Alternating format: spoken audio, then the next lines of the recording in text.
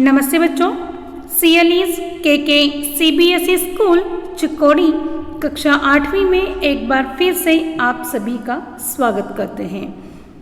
आशा करती हूँ कि आप सब लोग ठीक और स्वस्थ हैं। तो बच्चों, आज हम यहाँ पर पढ़ने वाले हैं भारत की खोज नामक पुस्तक, और जिसके रचयिता हैं, जिसके लेखक हैं, वो है भारत के पहले प्रधानमंत्री जवाहरलाल नेहरू जी। भारत की खोज इस पुस्तक को पहले प्रधानमंत्री जवाहरलाल नेहरू जी ने लिखा है। पंडित जवाहरलाल नेहरू जी एक महान राजनेता के साथ एक प्रसिद्ध लेखक भी थे। उन्होंने 1944 यानी कि 1944 में ये पुस्तक लिखी है, जबकि वो अहमदनगर के किले में कैद थे।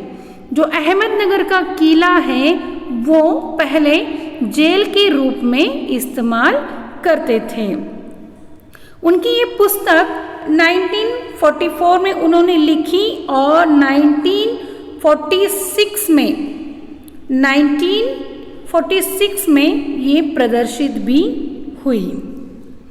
इस पुस्तक में पंडित नेहरू जी ने सिंधु घाटी की सभ्यता से लेकर भारत की आज़ादी तक विकसित हुई भारत की समृद्ध संस्कृति, धर्म और अतीत यानी कि भूतकाल का वैज्ञानिक दृष्टि से विश्लेषण किया है। इस मतलब भारत का जो विकास है वो किस प्रकार हुआ है, उसकी संस्कृति, उसका धर्म जो भूतकाल में किस प्रकार से हुआ है, वो सब उन्होंने इस पुस्तक में लिखा है। तो बच्चों, ये जो पुस्तक है भारत की खोज, ये पुस्तक ये द डिस्कवरी ऑफ इंडिया इसका एक अनुवाद है। ये पुस्तक भारत की खोज, ये जो पुस्तक है ये अंग्रेजी में लिखी द डिस्कवरी ऑफ इंडिया का हिंदी अनुवाद है। समझ में आया बच्चों? भारत की खोज यह पुस्तक द डिस्कवरी ऑफ इंडिया का हिंदी अनुवाद है। तो बच्चों, आज हम यहाँ पर पढ़ने वाले हैं भारत की खोज इस पाठ्य पुस्तक से पहला पाठ अहमदनगर का किला। समझ में आ रहा है कौन सा पाठ देखने वाले हम यहाँ पर? अहमदनगर का किला। तो बच्चों चलिए देखते हैं। यहाँ पर डेट दिया गया है 13 अप्रैल 1944। कौन सा दिनांक है यहाँ पर? 13 अप्रैल 1944। अहमदनगर का किला, स्थान कौन सा है? अहमदनगर का किला। मैंने पहले कहा आपको, जो अहमदनगर का किला है पहले जेल के रूप में उसका इस्तेमाल होता था। किसके रूप में? जब अंग्रेज थे तो वो अहमदनगर के किले को जेल के रूप में इस्तेमाल करते थे। तो चलिए पाठ की तरफ बढ़ते हैं बच्चों। यह मेरी 9वीं जेल यात्रा थी। हमें यहाँ आए 20 महीने से भी अधिक समय हो चुका था। जब हम यहाँ पहुँचे तो अंधियारे आकाश में झिलमिलाती दूज के चांद ने हमारा स्वागत किया। लेखक यहाँ पर क्या कह रहे हैं, यानी कि पंडित नेहरू जी यहाँ पर क्या कह रहे हैं कि यह मेरी 9वीं यानी कि 9th, कितने नंबर की यात्रा थी ये? 9वीं जेल यात्रा थी, यानी कि 9th जेल यात्रा थी इनकी। हमें यहाँ आए 20 महीने से अधिक समय हो गया था।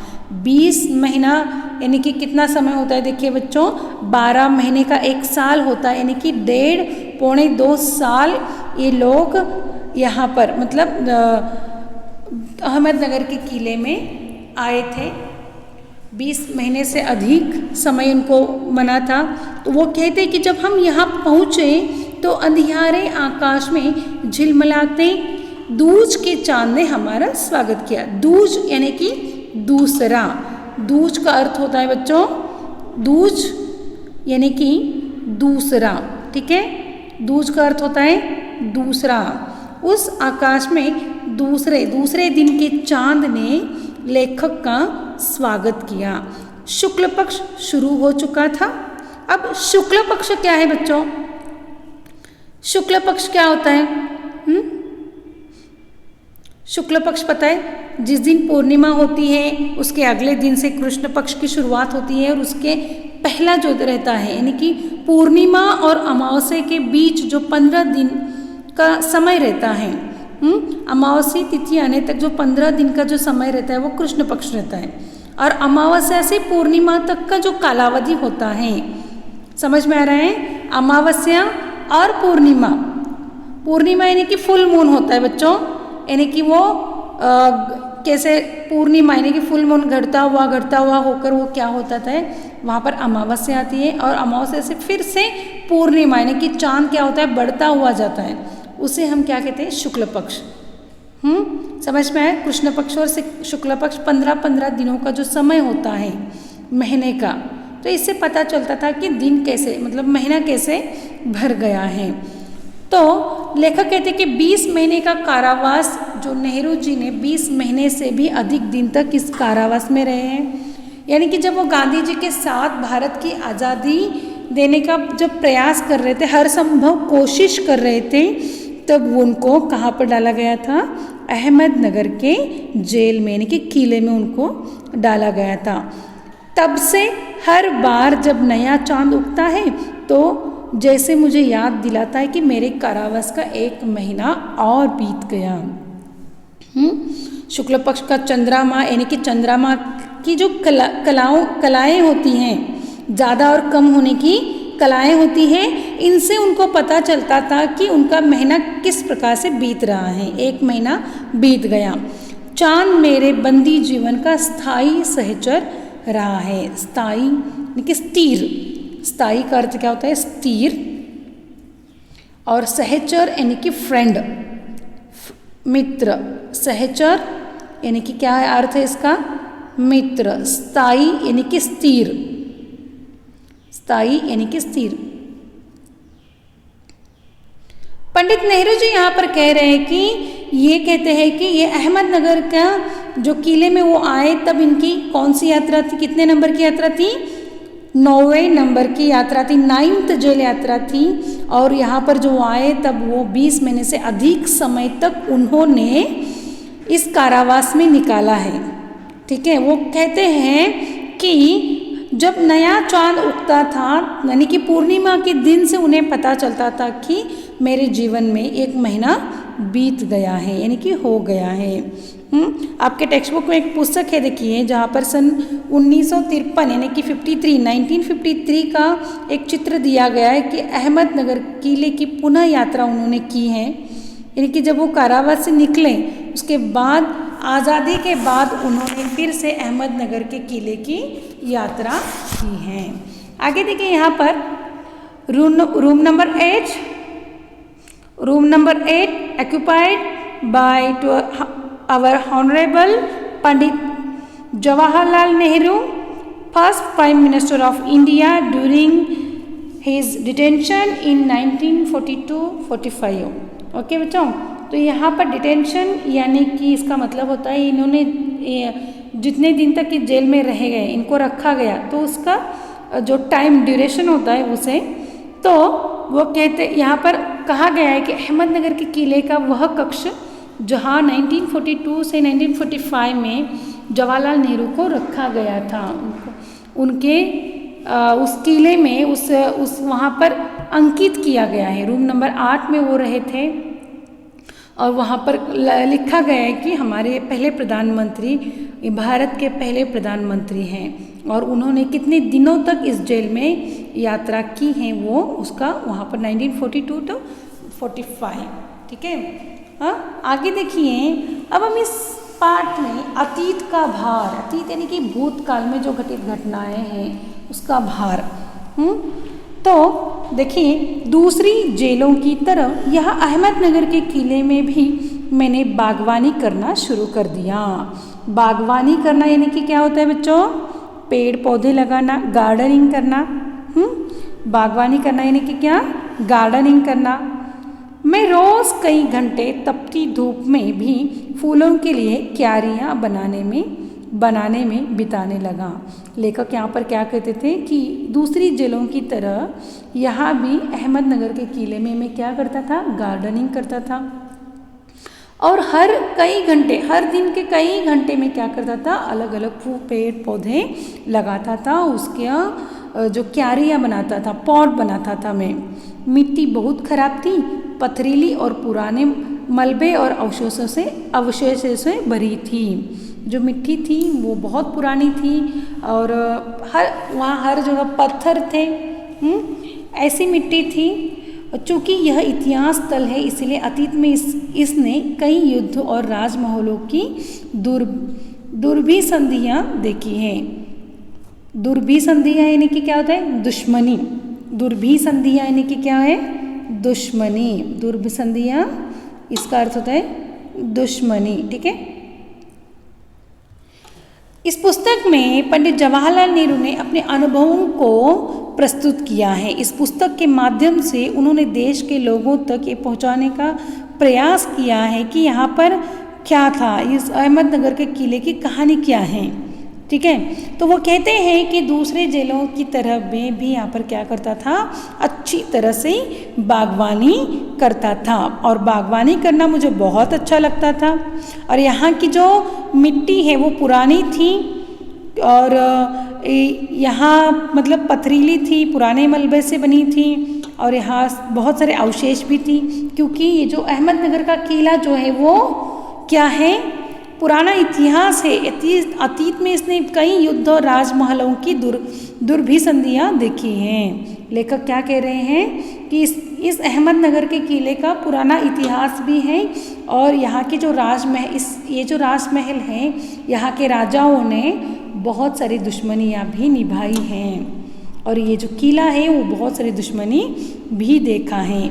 यहाँ का इतिहास बहुत पुराना है, नहीं है। लेखक क्या कह रहे हैं कि अहमदनगर के किले का इतिहास बहुत पुराना भी नहीं है। घटनाओं की दृष्टि से इसकी कोई विशेष अहमियत भी नहीं है। वो कहते हैं कि ये जो इतिहास है इस अहमदनगर के किले का बहुत पुराना नहीं है और विशेष अहमियत भी नहीं है, लेकिन इससे जुड़ी एक घटना है जो आज भी याद दिलाती है। यह घटना है चांद बीबी नामक की एक सुंदर महिला की साहस की कहानी।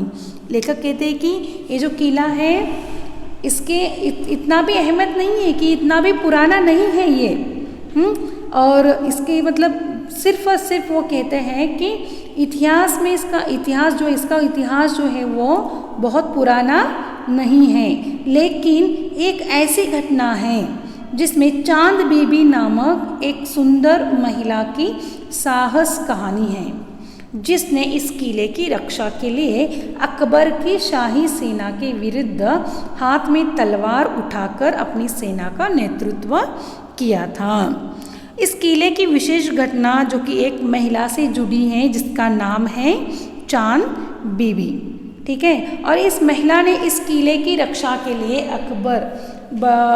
मुगलों का बादशाह जो अकबर था उससे तक लड़ा है, पर अंत में उसकी हत्या उसके अपने ही एक आदमी के हाथों हुई। लेखक कहते हैं कि यहाँ पर एक ही वीर महिला की कहानी है जो कि जिसका नाम है चांद बीबी, जिसने हर प्रयास अपने किले को बचाने की कोशिश की, लेकिन उसी के एक आदमी के हाथ से वो मारा गया, ठीक है। आगे देखिए, खुदाई के दौरान हमें ज़मीन की सतह यानी कि सरफेस रहता है, देखो सतह का अर्थ होता है सरफेस, सतह के बहुत नीचे दबे हुए प्राचीन दीवारों के हिस्से और कुछ गुंबदों और इमारतों के ऊपरी हिस्से मिले। हम बहुत दूर नहीं जा सके क्योंकि न तो अधिकारियों से इसकी मंजूरी मिली और न ही हमारे पास इस काम को जारी रखने के साधन थे।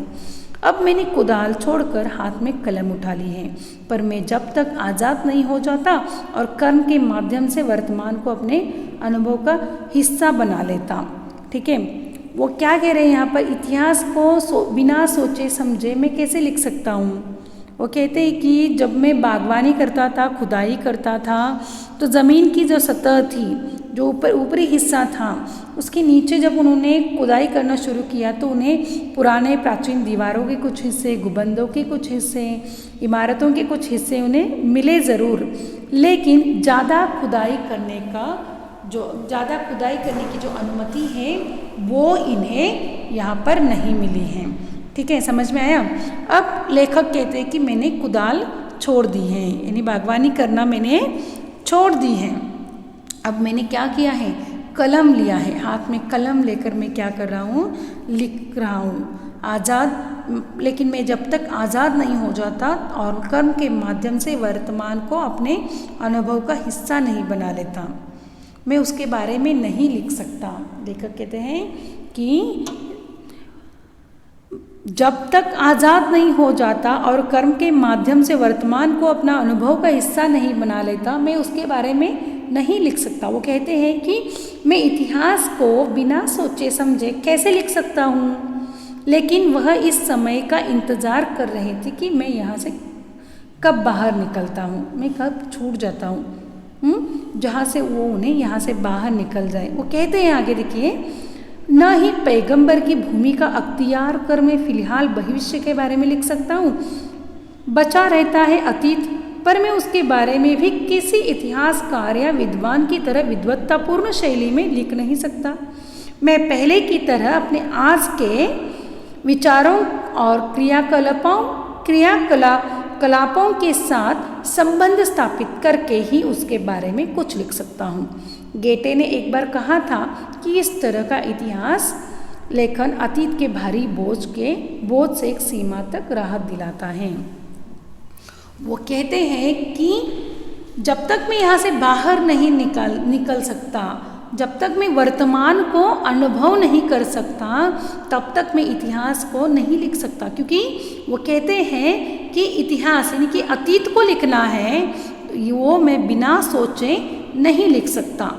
लेकिन वह इस समय का इंतज़ार कर रहे थे, लेखक इस समय का इंतज़ार कर रहे थे कि जहाँ से उन्हें यहाँ से बाहर निकाला जाए और वो उसको मतलब ये जो अनुभव था इनका, अकेले का अनुभव, उसको इस पुस्तक में कैद किया जाए। लेखक कहते हैं कि ना ही मैं पैगंबर की भूमिका अख्तियार कर फिलहाल के भविष्य के बारे में लिख सकता हूँ। पैगंबर यानी कि भगवान के दूत होते हैं। पैगंबर यानी कि क्या बच्चों, भगवान के दूत। पैगंबर यानी कि भगवान के दूत, ठीक है। वो कहते हैं कि मैं पैगंबर बनकर, भगवान का दूत बनकर एक अधिकार से, अख्तियार यानी कि अधिकार, अख्तियार यानी कि अधिकार, ठीक है, अख्तियार यानी कि अधिकार, एक अधिकार से मैं इस फिलहाल यानी कि एट प्रेजेंट मैं इस भविष्य में नहीं लिख सकता। हाँ, बचा रहता अतीत यानी कि इतिहास के बारे में किसी विद्वत्तापूर्ण शैली में लिख नहीं सकता। विद्वत्तापूर्ण यानी कि ज्ञानी लोग जो रहते हैं, देखो उनकी जैसे तो मैं नहीं लिख सकता।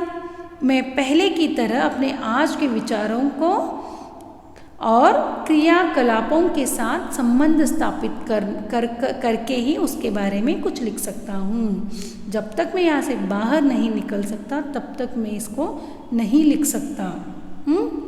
वो कहते हैं कि अब सिर्फ और सिर्फ मैं भगवान का देवदूत बनकर ही भविष्य के बारे में लिख सकता हूँ। ठीक है, क्या बोल रहे हैं वो, मैं जब तक मैं जेल में हूँ तब तक मैं इतिहास को बिना सोचे नहीं लिख सकता। अब मैं कैसे लिख सकता हूँ, मैं पैगंबर की भूमिका अख्तियार कर फिलहाल भविष्य के बारे में लिख सकता हूँ। क्या कह रहे हैं, अब मैं सिर्फ और सिर्फ भगवान का देवदूत बनकर भविष्य के बारे में लिख सकता हूँ। इस तरह से जब वह इस किले से बाहर निकले तो अपने अनुभवों को इस पुस्तक में उन्होंने संजोया है। समझ में आया बच्चों, अतीत का भार क्या है। लेखक अतीत के भार में क्या लिखा है उन्होंने, अहमदनगर के किले में जब वो थे तब वो बागवानी करते थे, यानी कि गार्डनिंग करते थे, क्यारियाँ बनाते थे। ठीक है, वो कहते हैं कि ये जो किला है इन्होंने बहुत सारी दुश्मनों को देखा है। ले यहाँ पर एक महिला भी थी जो कि यहाँ की शासक थी। वो महिला एक सुंदर चांद बीबी नाम था उसका, उसने क्या किया है, इस किले में रहकर इस किले को बचाने के लिए उसने अकबर तक से लड़ाई की है। वो कहते हैं कि जब वो खुदाई करते थे तो उनको परमिशन नहीं था कि ज़्यादा खुदाई करने के लिए, क्योंकि वहाँ पर प्राचीन अवशेष थे। दीवारों के कुछ हिस्से मिले उनको, गुंबदों के कुछ हिस्से मिले, इमारतों के कुछ हिस्से मिले उनको, लेकिन इसे खुदाई करने के लिए जब वो सोचे, लेकिन अधिकारी लोगों ने उनको मना भी कर दिया। और वो कहते हैं कि और कुछ साधन भी उनके पास नहीं थे। ठीक है, तो इस प्रकार से लेखक बागवानी करना छोड़कर उन्होंने अपने हाथ में कलम यानी कि पेन उठाया और इस भारत की खोज, इस पुस्तक को लिखने के लिए शुरुआत की। ठीक है बच्चों, अपने अनुभवों को उन्होंने इस पुस्तक में लिखा है। ठीक है बच्चों, इसी के साथ ये कक्षा यहीं पर समाप्त होती है। अगले कक्षा में हम देखेंगे अतीत का दबाव। ठीक है, धन्यवाद।